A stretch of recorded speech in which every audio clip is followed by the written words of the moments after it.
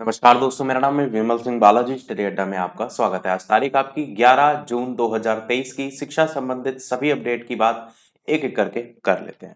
तो सबसे पहली अपडेट, सीएम ने कहा 1 लाख सरकारी और 15 लाख निजी क्षेत्र में जो है वो नौकरियां देंगे। यूपी में हर साल 16 लाख नौकरियों का लक्ष्य है। ऐसा जो है उत्तर प्रदेश के मुख्यमंत्री योगी आदित्यनाथ ने कहा। उनकी सरकार हर वर्ष 1 लाख सरकारी नियुक्तियों के लिए निजी क्षेत्र में 12 से 15 लाख नियुक्ति की संभावनाएं विकसित करेंगे और उनकी सरकार द्वारा धरातल पर उतारे गए कार्यक्रम को केंद्र सरकार देश भर में लागू कर रही है, ऐसा इन्होंने कहा। बाकी इसमें एसजीपीजीआई में चयनित 1442 स्टाफ नर्स थे, उनको नियुक्ति पत्र वितरित करते हुए ये बातें उनके द्वारा जो है वो कही गई। नर्सों का हौसला अफजाई वगैरह भी उनके द्वारा किया गया। बाकी कोई नहीं उठा सकता है प्रक्रिया पर सवाल। ये भी यहाँ पर जो है वो लिखा हुआ है। सीएम ने कहा कि आज हर जनपद में मेडिकल कॉलेज जो है उसके साथ साथ नर्सिंग कॉलेज भी हैं। बाकी इसमें मिशन निरामया के अंतर्गत 6 साल में 6 लाख सरकारी नियुक्तियां हुई हैं। बाकी 6 वर्ष के दौरान 12 से 15 लाख निजी क्षेत्र में नौकरी की संभावनाओं को विकसित किया गया है। बाकी साइड में भी अगर आप देखेंगे तो 64,000 से अधिक नियुक्तियां की हैं पुलिस विभाग में, ऐसा करके यहाँ लिखा हुआ है। यूपी की बेरोजगारी दर लिखा है 19% थी, अब 3 और 4% रह गए। पकड़ पकड़ के नौकरियां दी जा रही हैं, वो तो आप देख ही रहे हैं पिछले 5 साल से।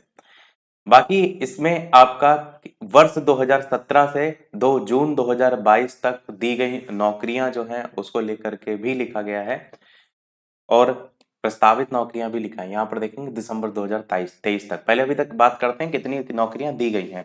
तो लोक सेवा आयोग 40,730 जून 2017 से, नहीं 2017 से जून 2022 तक। यूपी ट्रिपल एससी के द्वारा 19,853। उच्चतर शिक्षा सेवा चयन बोर्ड 5,185। ये सालों से तो भर्ती फंसी हुई है, नौकरी कहाँ दे रहे हैं। माध्यमिक शिक्षा सेवा चयन बोर्ड 33,492। विद्युत सेवा आयोग 7,975। पुलिस भर्ती में 1,53,965। बेसिक शिक्षा विभाग में देखिए 1,20,554। मतलब इतनी नौकरियां तो वाकई में जो है वो किसी सरकार में नहीं निकली होंगी। कुल मिलाकर के 3,81,754 के आंकड़े यहाँ दिखाए गए। बाकी एक आंकड़े यहाँ भी दिए गए हैं जो कि 1 जुलाई 2022 से लेकर के 31 दिसंबर 2023 यानी इस मंथ के, इस साल के अंत तक के लक्ष्य दिए गए हैं। इसमें लोक से ये हम वैसे आपको बता चुके हैं, न्यूज़पेपर में पहले भी न्यूज़ प्रकाशित हुई थी।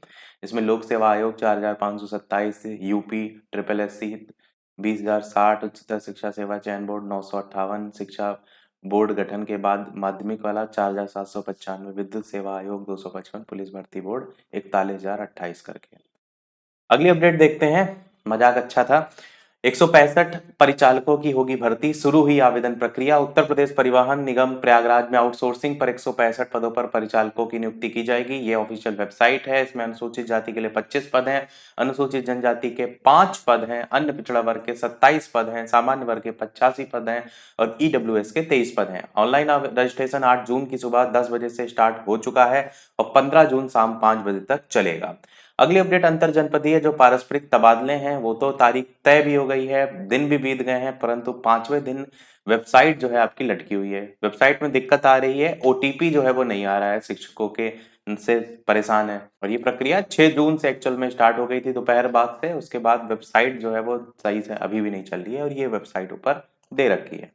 अगली अपडेट, पुरुषों के पद पर महिलाओं का कब्जा, साल भर से तैनाती नहीं। प्रयागराज से न्यूज है। यहाँ पर राजकीय विद्यालयों में पुरुष संवर्ग के पदों पर महिलाओं के काबिज होने से पदोन्नति के बावजूद पुरुष शिक्षकों की तैनाती नहीं हो पा रही है। उसी को लेकर के यहाँ पर 2 केस अलग अलग दिखाए गए हैं। लखनऊ प्रयागराज आदि जिलों में पुरुषों के पदों पर महिला तैनात, साल भर बीतने के बावजूद इनका इसीलिए पद स्थापन नहीं हो पा रहा है। तैनाती न होने पर निरस्त हो जाएगी पदोन्नति, वो भी यहाँ पर बताया गया है। अगली अपडेट, अब परीक्षा में स्थानीय भाषा में उत्तर लिख सकेंगे विद्यार्थी। लखनऊ से न्यूज है जिसमें विश्वविद्यालय और डिग्री कॉलेजों में पढ़ रहे विद्यार्थी परीक्षा में प्रश्न पत्र को मातृभाषा और स्थानीय भाषा में लिख सकेंगे, वही यहाँ पर बताया गया है। अगली अपडेट, यूपी पुलिस के रेडियो संवर्ग में 2,430 पदों पर भर्ती होगी। लखनऊ से न्यूज है जिसमें ये प्रक्रिया जल्द शुरू करने को लेकर के तैयारी में है। आपको याद होगा तो ये न्यूज़पेपर में संविदा संविदा नहीं निविदा जो है वो निकाली गई थी। निविदा क्या होता है, उसमें बेसिकली कौन इसकी परीक्षा कराएगा उसको लेकर के टेंडर जो है वो ओपन टेंडर के लिए ये आपका दिया गया था। यहाँ देखिए वैसी चीज मेंशन भी किया गया है, तो उसको लेकर के केवल एक ही कंपनी जो है वो आपका आगे आई थी जो इसको परीक्षा के लिए तैयार हुई थी। और इसमें लिखे हुए हैं रेडियो संवर्ग में कर्मशाला कर्मचारी के 120, सहायक परिचालक के 1374, प्रधान परिचालक के 936 पदों पर भर्ती जो है वो की जानी है।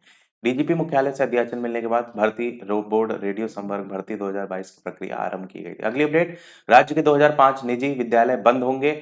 यहाँ पर पटना से जो है वो न्यूज है जिसमें यू डायस पर नहीं दिया बच्चों का ब्यौरा, इसलिए इनकी मान्यता रद्द होगी। यहाँ पर उसी को लेकर के बात की गई है। अगली अपडेट आपकी, परिवार की आय 4 लाख है तो बीटेक फीस माफ होगी। नई दिल्ली से न्यूज है, 2.16 लाख रुपए सालाना फीस है, 360 विद्यार्थियों का दाखिला लिया जाएगा। अटल आवासीय विद्यालय की प्रवेश परीक्षा आज है, प्रयागराज से न्यूज है। पॉलिटेक्निक प्रवेश परीक्षा अब जुलाई में होगी, लखनऊ से न्यूज है, जिसमें प्रवेश आवेदन की अंतिम तिथि 10 से बढ़ा करके 15 जून कर दी गई है। अनुदेशक की नवीनीकरण की संशोधित समय सारणी जारी कर दी गई है, लखनऊ से जो है वो न्यूज है। आईफोन से महंगा 1 किलोग्राम आम, ये बहुत चर्चा में आ रहा है और ये आपका सिलीगुड़ी जो है उसके मैंगो फेस्टिवल में रखा गया आम। और इसका नाम क्या है? इसका नाम है मियाजाकी। ये जो है इस आम का नाम है मियाजाकी और इसकी कीमत देखेंगे तो 2.75 लाख रुपए है। अब यहाँ से थोड़ी सी करंट अफेयर देख लेते हैं। भारत 11 साल बाद फाइनल में पहुंच गया, दक्षिण कोरिया से जो है उसकी भिड़ंत होगी और हॉकी से संबंधित है आपका, इस चीज को भी आपको पता होना चाहिए। लास्ट अपडेट देखते हैं, इसके अलावा वीडियो लाइक शेयर सब्सक्राइब करते रहिएगा। स्वियातेक 16 साल में खिताब बचाने वाली पहली महिला खिलाड़ी बन गई है। फ्रेंच ओपन 2023 को लेकर के बात किया गया है, तो दूसरी बार ये जीती हैं, इसलिए लिखा है कि खिताब बचाने वाली, क्योंकि पिछली बार भी जीती थी उसके बाद फिर से जीती हैं। और ये इन्होंने फ्रेंच ओपन जो है वो जीता है, ग्रैंड स्लैम, जिसमें इन्होंने हराया किसको है? तो इन्होंने हराया है चेक चैंपियनशिप के महिला एकल फाइनल में चेक गणराज्य की कैरोलिना मुचोवा। इनको शिकस्त जो है वो इनके द्वारा दी गई है। तो बस इतना ध्यान रखिएगा, नाम ही सबसे ज्यादा इंपॉर्टेंट है। बाकी जोकोविच के 23 ग्रैंड स्लैम की राह पर कैस्पर रूड है, उनको लेकर बात की गई है। तो आज वीडियो में इतना ही। वीडियो लाइक शेयर सब्सक्राइब अवश्य कीजिएगा। मिलते हैं अगले अपडेट में, तब तक के लिए नमस्कार, जय हिंद।